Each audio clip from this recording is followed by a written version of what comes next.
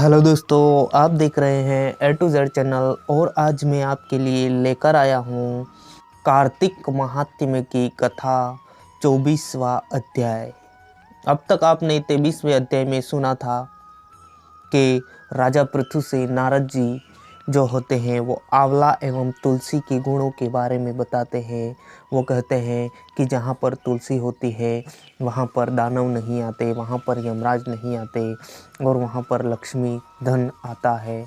जहाँ पर तुलसी का वन होता है वहाँ पर विष्णु निवास करते हैं एवं आंवला वृक्ष भी विष्णु को बहुत प्रिय होता है। उसके बारे में बहुत सारी जानकारी उस अध्याय में दी गई है। अब आगे का अध्याय हम सुनेंगे, तो चलिए दोस्तों देखते हैं। सुनो और सुनाओ निज दया से सुंदर भाव बताकर, कार्तिक मास 24वां अध्याय सुनो सुधाकर।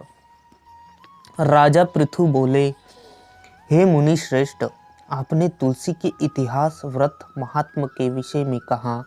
अब आप कृपा करके मुझे यह बताइए कि कार्तिक मास में क्या और भी देवताओं का पूजन होता है, यह भी विस्तार पूर्वक बताइए। नारद जी बोले, पूर्व काल की बात है, सह्य पर्वत पर करवीर में धर्मदत्त नामक विख्यात कोई धर्मज्ञ ब्राह्मण रहते थे। एक दिन कार्तिक मास में भगवान विष्णु के समीप जागरण करने के लिए वे भगवान के मंदिर की ओर चले। उस समय एक पहर रात बाकी थी। भगवान के पूजन की सामग्री साथ लिए जाते हुए ब्राह्मण ने मार्ग में देखा कि एक भयंकर राक्षसी आ रही है। उसका शरीर नंगा और मांस रहित था। उसके बड़े बड़े दांत, लपकती हुई जीभ और लाल नेत्र देखकर ब्राह्मण भय से थर्रा उठे। उनका सारा शरीर कांपने लगा। उन्होंने साहस करके पूजा की सामग्री तथा जल से ही उस राक्षसी के ऊपर प्रहार किया। उन्होंने हरि नाम का स्मरण करके तुलसी दल मिश्रित जल से उसको मारा था, इसलिए उसका सारा पातक नष्ट हो गया। अब उसे अपने पूर्व जन्म के कर्मों के परिणाम स्वरूप प्राप्त हुई दुर्दशा का स्मरण हो आया।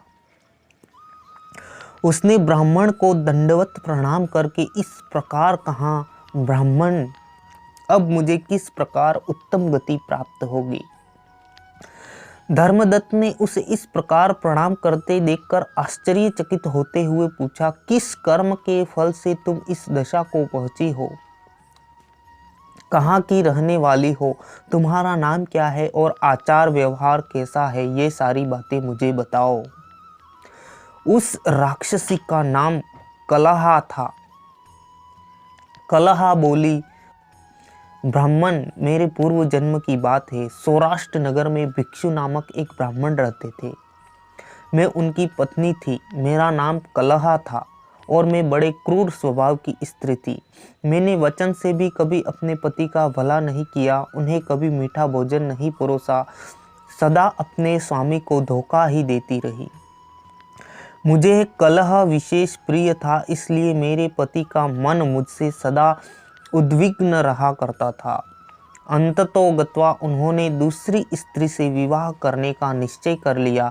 तब मैंने विष खाकर अपने प्राण त्याग दिए। फिर यमराज के दूत आए और मुझे बांधकर पीटते हुए यमलोक ले गए। वहां यमराज ने मुझे देखकर चित्रगुप्त से पूछा, चित्रगुप्त, देखो तो सही, इसने कैसा कर्म किया है। जैसा इसका कर्म हो उसके अनुसार यह शुभ या अशुभ प्राप्त करे।